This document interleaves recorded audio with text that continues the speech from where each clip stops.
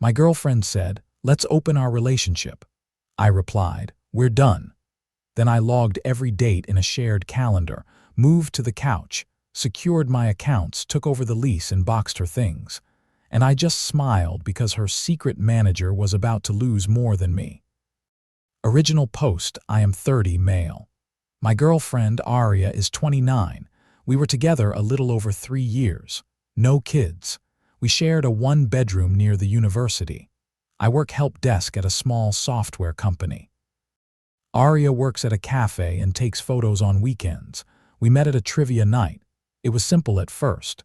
6 months ago, she came home late from a shoot. She looked nervous and bright at the same time. She said she wanted to talk. She sat on the couch and folded her hands like she was bracing for weather. "I'm bisexual," she said. "I want to explore that. I still love you. I think we should open our relationship." I felt air leave my chest in a slow way. I asked what open meant to her. She said dates were fine, kissing was fine, no sleepovers. No bringing anyone to our apartment. Always be safe. Always tell the other person where we were and when we would be back. She said we could close it again if it felt bad. I asked for a night to think. I walked around the block twice. I thought about trust. I thought about fear. I came back and said yes with rules.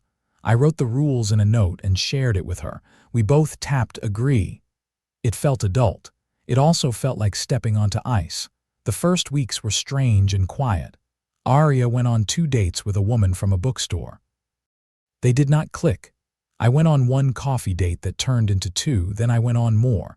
I was honest and kind. I kept to the rules. I was surprised by how easy it was for me and how hard it seemed for her.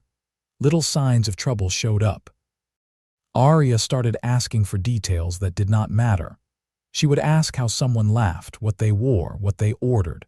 She would go still after I answered.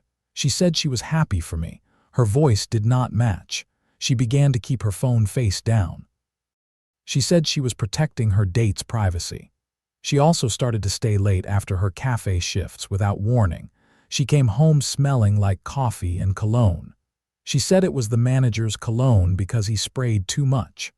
One night, I found a small detail that sat wrong. A napkin in her jacket pocket. It had a bar name and a cartoon heart drawn next to the letters AV. We had a rule about bars. No date nights at the bar near her cafe because staff knew both of us. The bar on the napkin was the one 2 doors down from her job. I did not confront. I noted the date. I took a photo of the napkin and put it in a folder on my phone called Notes. I wrote down the rule we had made and the line we had crossed. Then I sat on the edge of the bed and watched the streetlight blink like a slow metronome. I decided my first move would not be a fight, it would be clarity. I opened a shared calendar called Where We Are. I invited her to it. I started logging my dates and returns in it. I kept the times tight. I wanted a record that did not rely on memory. 2 weeks later, a bigger detail landed. Aria left her iPad on the table. A banner showed a preview of a message from Adam V. It said, "I like that you keep me secret." Then another line arrived. "I can meet after you close." The timestamp matched the napkin night. AV matched the initials. I took a photo of the preview and put it in the folder. I did not open the message. I did not scroll. I did not want to cross a line I could not uncross. I sat with the quiet. I breathed. Then I opened a blank doc on my laptop and wrote our rules at the top. Under them I wrote, "Honesty first." Then I wrote, "This feels like lying." That was my first action, not a chase, not a speech, a list and a folder. Update 1: I asked Aria to meet me at a park on my day off. Daylight. No alcohol. We sat on a bench near the tennis courts. Children yelled in the distance. A train slid past and made the air hum for a second. "I want to check in," I said. "Our rules, how we are doing, how you feel." She smiled like a photo and said she was fine. She said she was proud of me for dating with care. She said her dates were slow, but she was okay. She said she needed me to share fewer details because they made her jealous. She did not mention the napkin. She did not mention the messages. "I saw a preview on your iPad," I said. From someone named Adam V. It said he liked that you kept him secret. You also went to the bar we agreed to avoid. That breaks the rules." Her face went flat. Then it ran through 3 fast shapes. Surprise, anger, calm. "You were snooping," she said. "It popped up," I said. "I did not open your messages. I saw the preview. I have a photo of the napkin from the same bar." She looked away. "He is a friend," she said. "He listens to me. We talk after my shift." "It is not a big deal." "It is a big deal when you hide it and break rules," I said. "It sounds like he is not only a friend." She bit her lip and stared at the court. "I wanted you to feel what I felt," she said. "You made the open thing look easy." I felt left behind. Adam made me feel wanted. I did not sleep with him. We kissed. We held hands. I told him about us. "That is emotional cheating," I said. "We wrote down rules to protect us. You did not follow them. You also wanted me to feel bad." "That is a problem." She reached for my hand. I pulled mine back. "We can fix this," she said. "We can close the relationship. We can delete the apps. We can start fresh." "Closing a door does not fix what you did with it open," I said. "I need time. I need honesty." "If there is more, tell me now." She shook her head. "There is not," she said. I nodded. "Okay," I said. "We are going to pause us while we figure this out. I am moving to the couch. We will only talk by text about logistics for a bit. No late nights without logging them." She tried one last angle. "You are being harsh," she said. "You won more at the open thing. I just wanted balance." "I did not win," I said. "I just told the truth and kept the rules." We walked home in silence. I wrote down the talk while it was fresh. I took a photo of the bench for no reason other than to mark the place where the shape of us changed. Update 2. The next few weeks were clean steps. I moved to the couch. I kept the shared calendar up to date. I paused my dates and told people I needed to focus at home. Aria kept saying she wanted to fix it. She also kept staying late at work. I began to protect the boring parts of my life. I made a list of my accounts and changed the passwords. I took my name off our streaming service and made a new one with a new card. I told the landlord by email that we might split the lease in a few months and asked what the process would be. He replied with a simple form and a fee. I saved the email. Aria went loud online. She posted a photo of a sunset with a caption about men who hide behind rules and love that feels like a spreadsheet. She put up a story of the bar with the song we had called ours. A friend sent me a screenshot and wrote, "You okay?" I said, "Working on it," and put my phone down. Then the truth knocked on my door in a different shape. Melissa, a friend from the running group, asked if I wanted to join a weekend trail run. I said yes because I needed air. We ran 5 miles and talked about shoes and blister tape. At the end, she asked if I was okay. I told her the short version. She nodded. She said, "People use open to avoid saying what they want." It hit me in the ribs. She added, "You can want honesty without being boring." That sat with me. The day after the run, Aria's coworker, who I barely know, messaged me. She said she was sorry and did not want to be in the middle, but she did not like what she was watching. She wrote, "Adam is her manager. He knows she has a boyfriend. He flirts with everyone. He is not safe." She sent a photo of Aria and Adam closing the bar during staff night with arms around shoulders. I saved it and did not reply. I asked Aria by text, "Is Adam your manager?" She wrote back, "Sometimes." "Why?" I wrote, "Conflict of interest. Please stop seeing him. Also, tonight, are you late?" She replied, "He needs me to cover." She did not log it in the calendar. I did not push. I wrote that down. 2 days later, I found the thing I could not work around. Aria left her laptop open to a draft photo set. A small chat window was visible on the side. Adam had written, "I told them you were mine." Aria had responded with a heart. The timestamp matched the night she came home angry and said I made her feel like a roommate. I did not scroll. I took a photo of what the screen showed with the time and date. I closed the laptop. I put the kettle on and watched it heat like I was waiting for a red light to turn. Then I wrote an email to the landlord. "We will not renew the lease together," I said. Please send me the transfer form. I plan to take over a loan if approved. He replied that I could apply to take it if I met the income requirement. I did. I sent my last 3 pay stubs. I also wrote Aria a short letter and put it on the table. We are done. You broke rules we set. You hit a relationship with your manager. I will stay on the couch until the end of the month. I will cover my half. Please plan your move. Do not bring Adam to our home. All communication by text. She came home, read it, and called me a coward. She said I was throwing away love for technicalities. I said, rules we wrote are not technicalities. She cried. She loved me for an hour. I washed dishes and let the water run over my hands until the talk was only noise. I sent my lawyer friend a message asking if I needed anything else. He said to keep records and do a joint move-out walk if she refused to leave. I asked the landlord to schedule a mid-month inspection of common areas. He agreed. I saved it. Adam's name reached his boss through other people, not from me. The coworker and 2 other baristas filed a note about boundaries.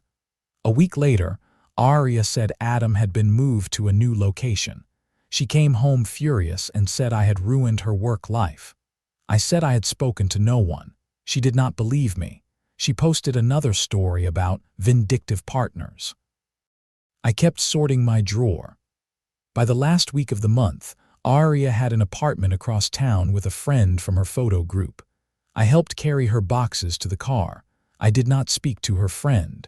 I did not look at the manager who waited on the sidewalk in a hat pulled low. When the trunk closed, Aria looked at me like a quiz with a trick answer. You'll be back, she said. I won't, I said. Update 3, a month passed. Then Aria texted. Can we talk? I wrote, 1 hour, Sunday, bench by the tennis courts. She arrived early and stood when I walked up. She looked smaller. She did not wear makeup. She held her phone like a talisman. I messed up, she said. I wanted to be wanted by everybody. I thought open meant that feeling would not hurt. It did. You did well. I didn't. I got jealous. I wanted leverage. Adam felt like leverage. He also felt like attention I did not have to earn. I'm sorry. Thank you for saying it, I said. It does not change my choice. She nodded. We can start fresh, she said. Close it. Try therapy. Make new rules. I will block him. You can check my phone. We can take a trip. I can prove it. I do not want to sheriff a phone, I said. I do not want a trip to prove a thing a report could prove faster. I want peace. I want us to end. She went quiet. I hate that you dated better, she said. It made me feel small. I do not want to be with someone who wants me smaller, I said. She stared at the courts and then back at me. He is out of my life, she said. I hope so, I said. For you, not for us. She looked like she might cry, then she stopped herself. You were always kind, she said. Even when you left, that makes this worse. I left because I wanted a life where rules mean safety, I said, not a list you step around when it suits you. I stood. Please do not contact me, I said. If mail comes here with your name, I will text and put it in a box on the porch for pickup. That is all. She put her phone in her pocket and nodded. Goodbye, she said. Goodbye, I said. Final update. It has been 10 months since the napkin with AV. The apartment feels like a new place even though nothing moved far. I took over the lease. I painted one wall light gray. I put the couch where the sunlight hits it in late afternoon. I mounted a cheap shelf and set a small plant on it. The plant is somehow still alive. I sleep well. I work and run and make dinner. I learned to cook one good stew and one good omelet. I set alerts on my cards and like how they show groceries and rent and nothing that needs a story. Aria moved twice. The coworker who messaged me told me that Adam left the cafe and then tried to freelance. He posted a video about haters and then stopped posting. Aria posted less too. Then she posted a long note about therapy. I hope she goes and stays. I do not check. I started to see Melissa, the runner who said honest things during a hard mile. We took slow steps. Coffee after a group run. One movie. A walk at lunch on a weekday. On our third long talk, I told her the open story. I said I wanted a closed relationship with clear lines. I said I am not against open for other people. I am against lies. She said, honesty first. Rules we both sign. We both smiled at how not romantic that sentence sounds and how safe it feels. We wrote our own small rules in a shared note. They are simple. Tell the truth. Share plans. Handle feelings with words, not tests. We check in once a week for 10 minutes. Sometimes we have nothing to say and we still sit for the 10 minutes because the habit matters. It is not exciting. It is solid. I sleep better with solid.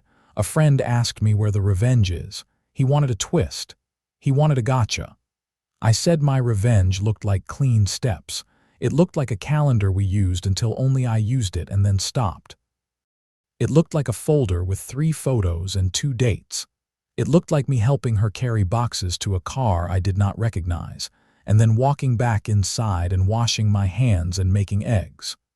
Work gave me a small raise and asked if I wanted to help with security training.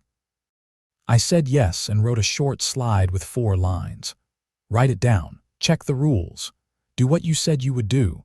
Own your exit if you cannot do that. It helped, and not just at work. My niece asked me why Aria does not come to family dinners anymore. I said, we wanted different kinds of love. She asked, what kind? I said, I wanted one that felt like a promise. She wanted one that felt like a dare.